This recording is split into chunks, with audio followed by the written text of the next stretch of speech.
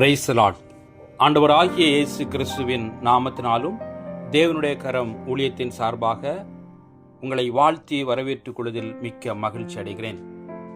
November மாத வாக்குத்தத்த வசனமாக எரேமியா 31 அதிகாரம் 25 வசனம்.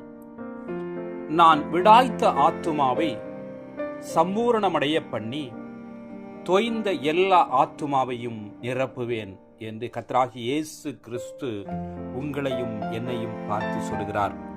ஆம், கிறிஸ்துவுக்குள் அன்பார்ந்த என் அன்பு தேவ பிள்ளைகளே, கலங்கி போயிருக்கிறீர்களா? துவண்டு போயிருக்கிறீர்களா? தொய்ந்து போயிருக்கிறீர்களா? பிரச்சனையில் இருக்கிறீர்களா? எல்லாவற்றிலிருந்து நம்முடைய ஆத்துமாவை கர்த்தர் சம்பூரணமடைய செய்து திருப்தி அடைய செய்து நம்மை ஆசீர்வதிக்க விரும்புகிறார். எனவே கர்த்தருடைய வார்த்தையின்படி நாம் நடப்போம். அவர் ஆத்துமாவை நம்மை சம்பூர்ணமடைய செய்து நம்மை விடுவித்து எல்லா தீமைக்கு விலக்கி பாதுகாத்து நம்மை ஆசீர்வதிக்க விரும்புகிறார். கர்த்தர் தாமே இந்த வசனங்கள் மூலமாக உங்களோடு பேசியிருப்பார். கர்த்தருக்குள் விசுவாசிக்கிறேன். God bless you.